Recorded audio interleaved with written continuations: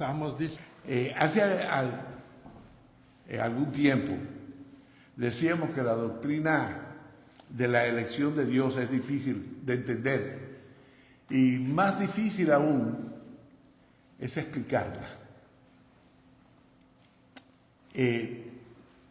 Pablo le explica a los romanos que Dios, como maestro alfarero, escoge el fin de los envases que forma.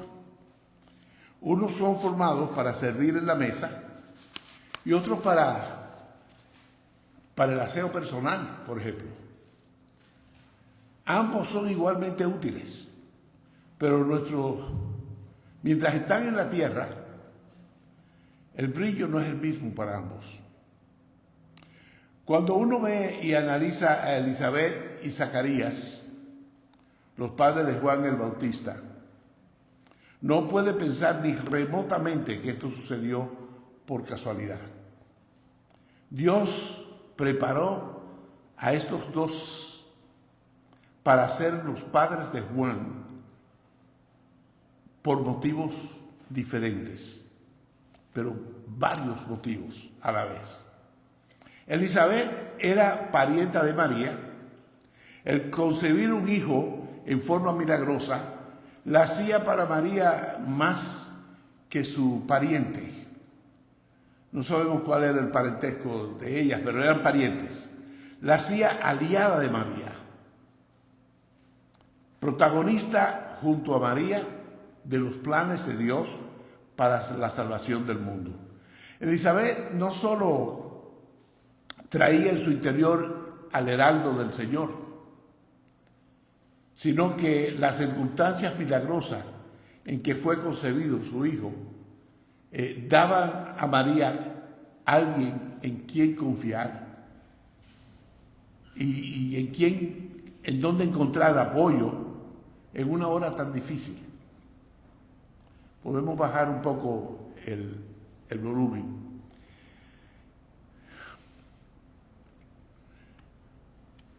Un desglose de este pasaje revela los varios puntos sobre Elizabeth y Zacarías que señala Lucas en este relato.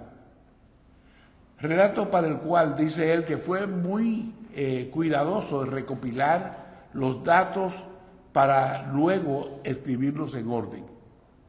La lista que tengo sobre los puntos es la siguiente. Es posible que haya otras más, pero eso es la que yo veo. Elizabeth y Zacarías eran los padres de Juan el Bautista. Eran padres justos, es decir, eran seguidores de Dios, eran obedientes a Dios. Padres con problemas humanos, como cualquier otro ser humano. Eran padres que oraban y conducían a otros a la oración. Eran padres grandemente favorecidos por Dios. Eran padres que tenían dificultad para creer lo que era humanamente imposible. Eran padres que tuvieron que ser disciplinados por Dios, lo que demuestra que no eran perfectos. Eran padres además que vieron a Dios cumplir su promesa. Debemos ver tres hechos relacionados con Juan y sus padres. El nacimiento del niño les fue prometido durante el reinado de Herodes el Grande, es decir, el que plantó el templo y todas esas cosas, reconstruyó el templo y todo eso, hacia el final de su reino. El padre se llamaba Zacarías. ¿Qué significa Zacarías? Zacarías, el nombre de Zacarías quiere decir recordado de Jehová. Y él verdaderamente fue recordado de Jehová. Era de la clase de Abías. Todos los varones descendientes de Aarón eran sacerdotes. En ese tiempo había más de 20,000 sacerdotes y un solo templo. Es decir, en ese tiempo no había más que tenía que repartirse las funciones. Así que tuvieron que dividirlos en grupos para tomar turnos, para servir. Y esto lo vemos en la primera de Crónicas, en el capítulo 24, Ahí ya se empezó la práctica de dividir en grupos. Zacarías, por ser descendiente de Abías, servía en la 8ª división. Habían 24 grupos y cada grupo servía una semana 2 veces al año. ¿Qué le parece un empleo así? Que se trabaja en vez de 2 semanas de vacaciones, tenían 50 semanas de vacaciones y 2 de labores. Bien. Elizabeth también, que era de la casa de Leví, era hija de sacerdote. El nombre de Elizabeth quiere decir alguien cuyo juramento es a Dios. Era una mujer pura, virgen al llegar al matrimonio, porque era uno de los requisitos para las esposas de los sacerdotes. Lucas dice que Zacarías y Elizabeth eran personas justas delante de Dios. ¿Qué quiere decir esto? Que obedecían a Dios en todo. Eso es lo que quiere decir. Venían juntos buscando a Dios, procurando ayudar, agradarle a Él, agradarle a Dios y vivir conforme a la palabra de Dios. Andaban en todos los mandamientos y ordenanzas del Señor. Controlaban sus lenguas, sus pensamientos, sus impulsos, sus intenciones, buscando una diligencia, buscando con diligencia agradar a Dios en todo lo que hacían. Hacían todo como para Dios, como manda en la Escritura a través de Pablo. Dice Lucas que Zacarías y Elizabeth andaban irreprensiblemente en todos los mandamientos y ordenanzas del Señor. Esto no quiere decir que ellos fueran perfectos y que no tuvieran ningún pecado. Significa que eran fieles, viviendo de tal manera que nadie podía culparlos de algún pecado abierto.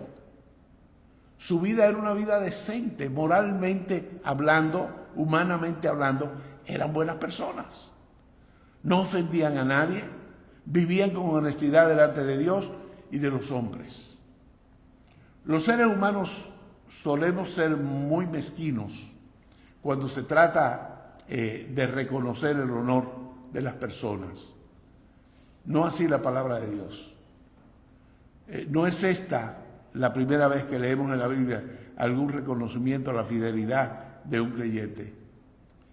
Podríamos citar muchos casos, aparte del caso de Zacarías y Elizabeth, tales como el caso de Job, de quien Dios dice que no hay otro como él en toda la tierra. Abraham, considerado amigo de Dios. David, un hombre según el corazón de Dios. Natanael, considerado por Jesucristo como un verdadero israelita. José, a quien los evangelios llaman un hombre justo. Y hay más. Los padres de Juan el Bautista eran padres como tantos, con sus problemas humanos. El hecho de ser justos no los libraba de problemas, tenían que encarar las dificultades de este mundo, igual que cualquier hijo de vecina. Pero había una diferencia. Eran justos delante de Dios. Esa era la diferencia. Por eso contaban con la presencia de Dios para ayudarles a superar los escollos del camino, aunque ellos tenían 2 graves problemas. Primero, no tenían hijos. Esto era terrible, una calamidad indescriptible para gente de aquellos tiempos. Los hijos eran considerados no solamente una bendición de Dios, sino el que no tenía hijos era porque Dios los estaba castigando.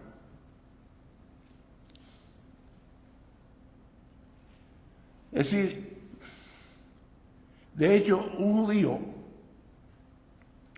cuya persona no pudiera darle hijos era considerada por la comunidad un maldecido de Dios.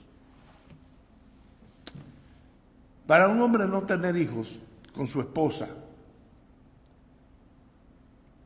Esto era considerado una afrenta. Como siempre se creía que la causa de la esterilidad era la mujer, se esperaba del esposo que diera carta de divorcio a la esposa. Fíjense eso. Por eso el no tener hijos era un problema de ambos.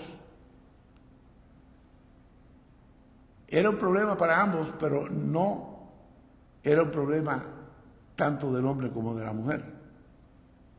Era un problema para Elizabeth más que para Zacarías. Un problema que pesaba grandemente sobre sus corazones, algo que jamás dejaba de perturbar sus mentes. Se sentían despojados del favor de Dios, como si sus vidas causaran desagrado a Dios. El otro problema era que eran de edad avanzada. Todos los problemas que tienen con la edad, o bien ya los agobiaban, o bien los amenazaban. David sabía lo que era el escarnio, sabía lo que era soportar las burlas y las habladurías de las personas. El Salmo 69, en los versículos 19 y 20, allí el salmista David expresa con bastante claridad el sentimiento. Dice: tú sabes mi afrenta, mi confusión y mi oprobio.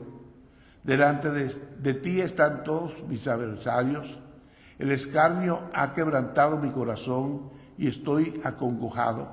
Esperé quien se compadeciese de mí y no lo hubo, y consoladores y ninguno hallé.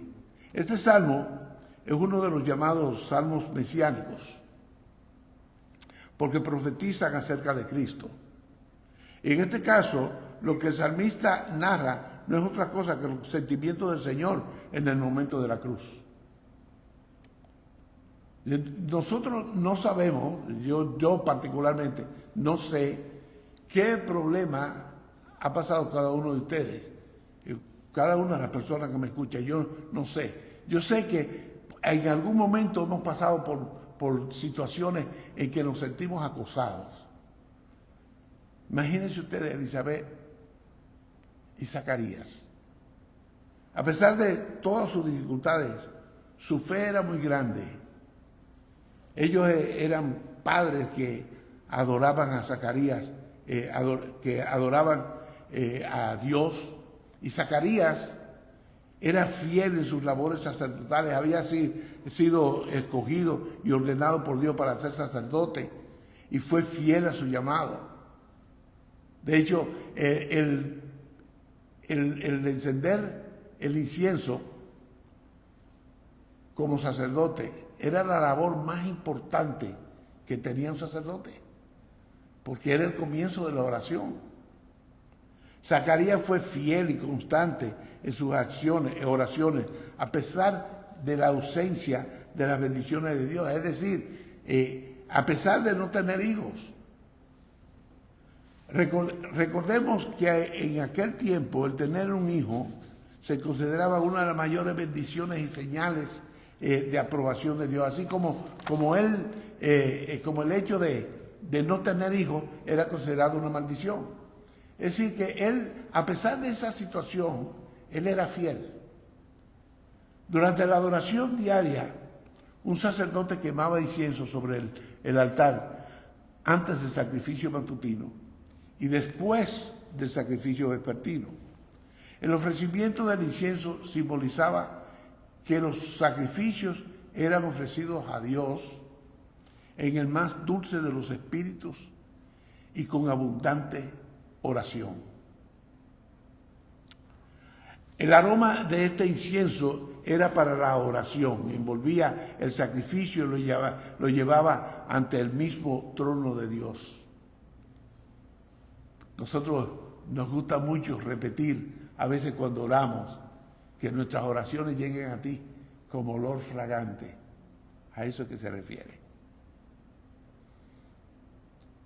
Los sacerdotes consideraban la quema del incienso como el supremo privilegio de las funciones sacerdotales. Sin embargo, debido al gran número de sacerdotes, algunos nunca tenían la oportunidad de hacer esa ofrenda. La decisión en cuanto a quién recibía este privilegio era determinado como por una lotería. Yo no sé si lanzaban una moneda al aire o hacían el juego ese de las manos que yo nunca he entendido, pero era como una lotería. En este día, en particular, Zacarías vivió la mayor experiencia de su vida. La suerte lo señaló a él, o la suerte no, la fortuna le señaló a él. Él fue el sacerdote escogido para ofrecer el incienso. Él fue el que entró a ese lugar que nadie más podía entrar con él. Y allí lo encontró el ángel. Zacarías fue fiel al llamado de Dios. Había sido escogido como sacerdote, había aceptado y entregado su vida a su llamado, fue fiel en su adoración a pesar de sus problemas y la falta de bendiciones de parte de Dios al no tener hijos. Dice Santiago 1:12, bienaventurado el varón que soporta la tentación, porque cuando haya resistido la prueba, recibirá la corona de vida que Dios ha prometido a los que le aman. Zacarías y Elizabeth eran padres que oraban. Él oraba mientras ofrecía el incienso a Dios y había guiado al pueblo, a la gente, a orar mientras él buscaba al Señor a favor precisamente del pueblo. Los había guiado a ser un pueblo de oración. Ellos debían estar tan ocupados en la oración como él lo estaba. Esa es una gran relación, una gran lección, quiero decir, para la iglesia. Recordemos lo que dijo Jesucristo acerca de este tema. Otra vez os digo que si dos de vosotros se pusieren de acuerdo en la tierra acerca de cualquier cosa que pidieren, les será hecho.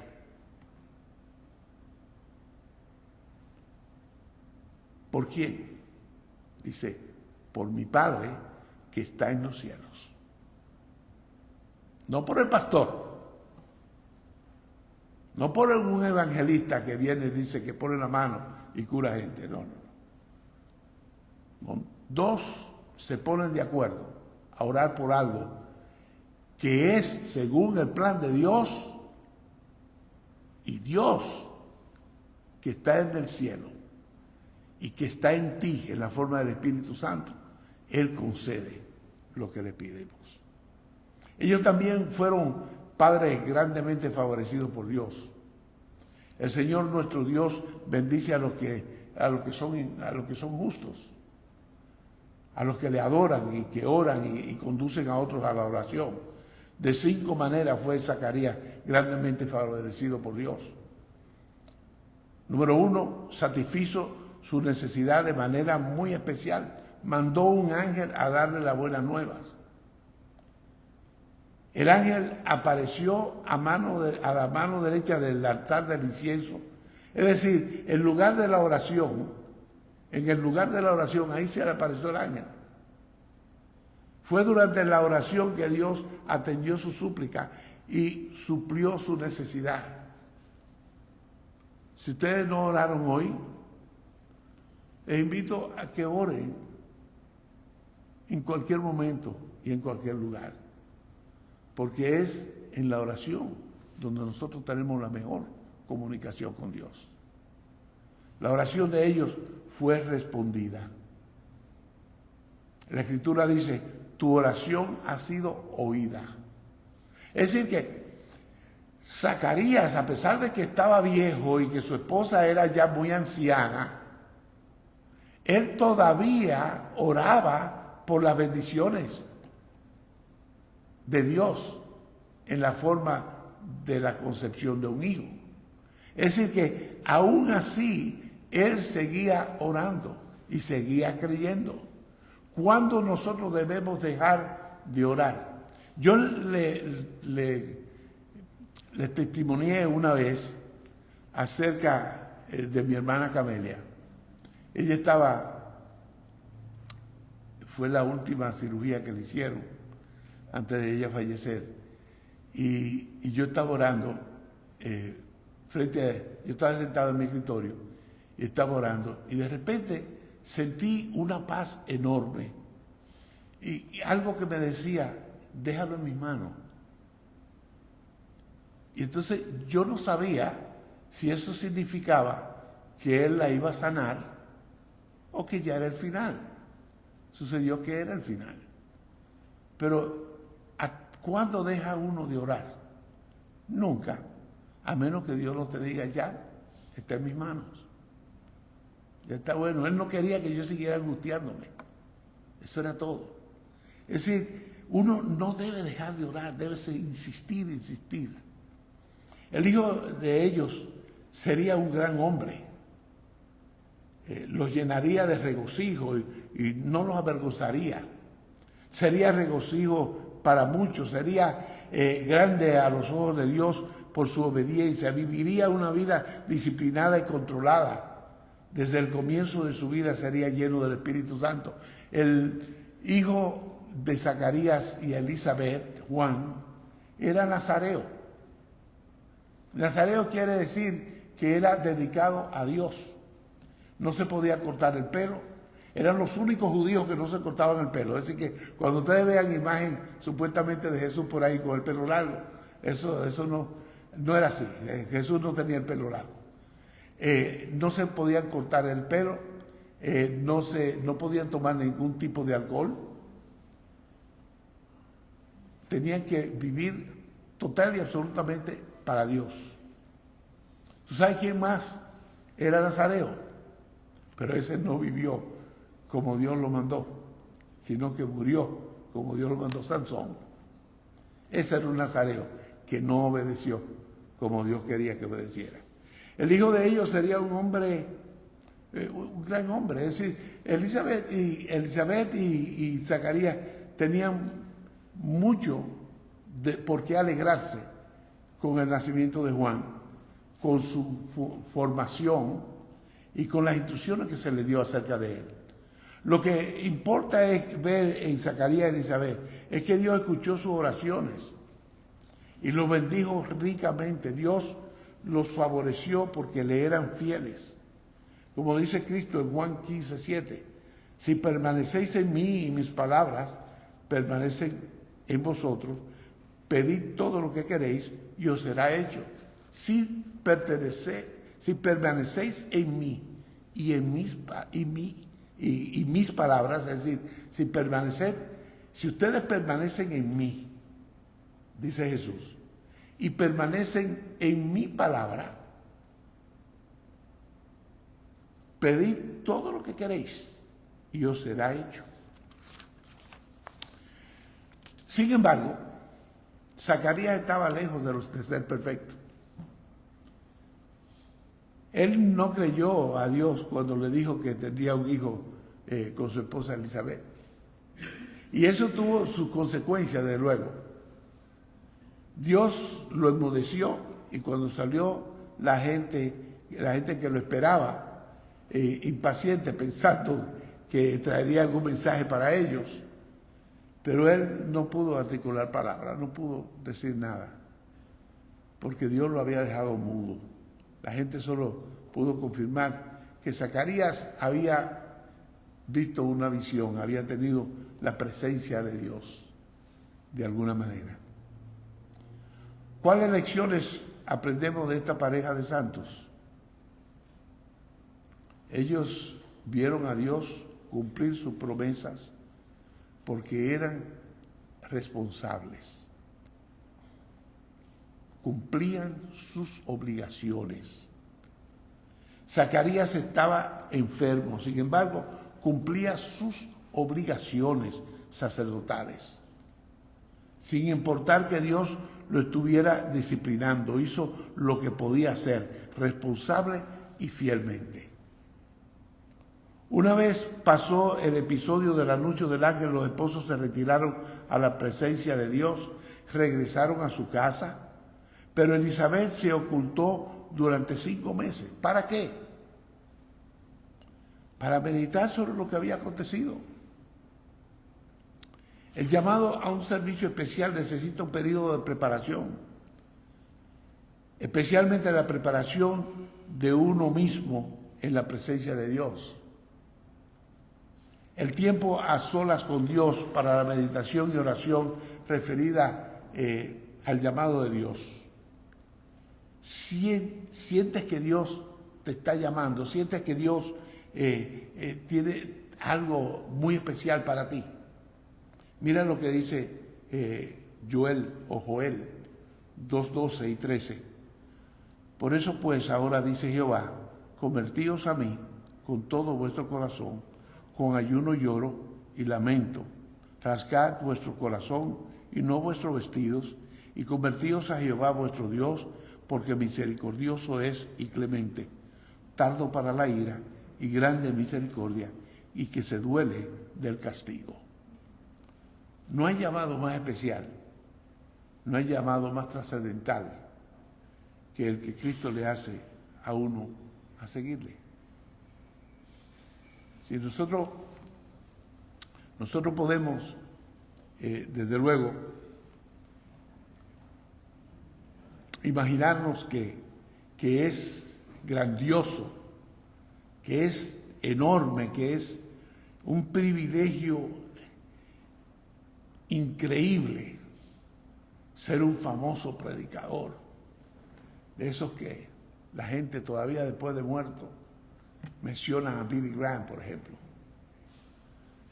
Que ser un escritor cristiano de esos famosos, como J.C. Lewis, como Wesley, que escribió muchísimos himnos.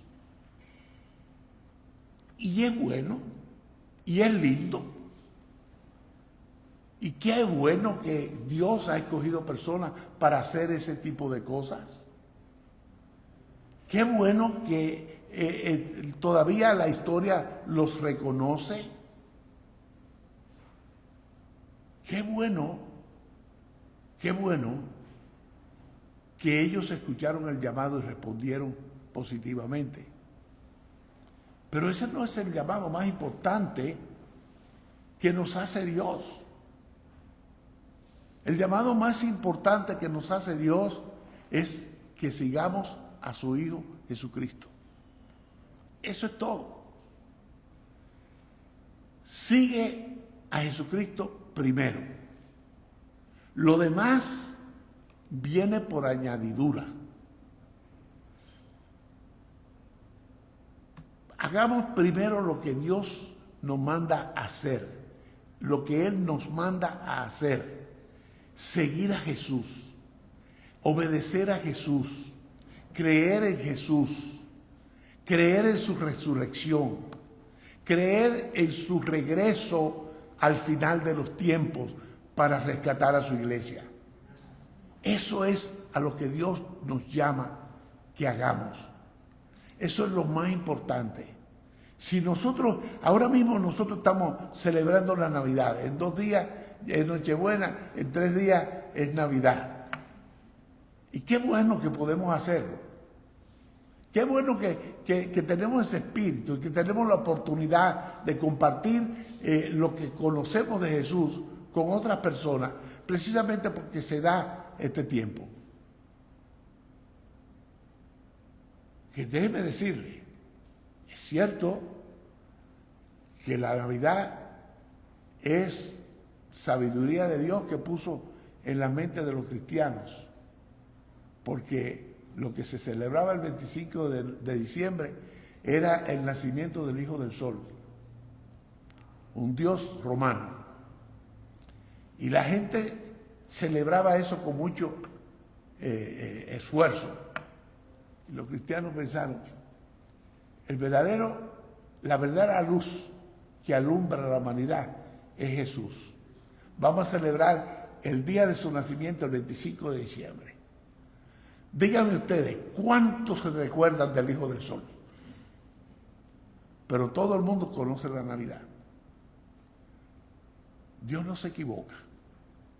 Dios no se equivoca. Nosotros somos seguidores de Jesús.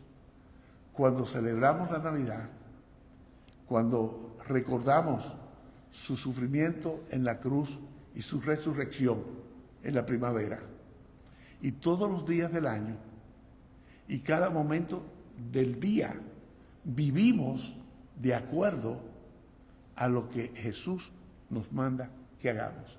De esa manera somos sus discípulos, somos sus seguidores.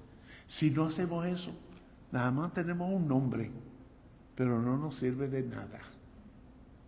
No nos sirve de nada. Oremos. Padre amado, gracias Señor, porque tú nos escogiste a todos los que creemos en Jesús, tu Hijo, a todos los que creemos en su resurrección, nos escogiste para salvación. Gracias, Padre, por darnos esa oportunidad tan bella de hablar de Jesús. Gracias por darnos la oportunidad de escuchar acerca de Jesús. Gracias, bendito Dios, porque tu amor es evidente en ese Hijo tuyo. Tu amor, tu misericordia, el perdón de nuestros pecados, Señor, son evidentes en el sacrificio, en la resurrección, en la vida de Jesús. Gracias, Padre bendito, te rogamos que alguien que escucha este mensaje busque, sea por medio de nosotros o por medio de quien le quede más cerca y que esté predicando y esté enseñando tu palabra con sinceridad, para que sea aclarada todas las preguntas que tenga, Señor, y pueda también entregar su vida a tu Hijo Cristo. En su nombre oramos. Amén.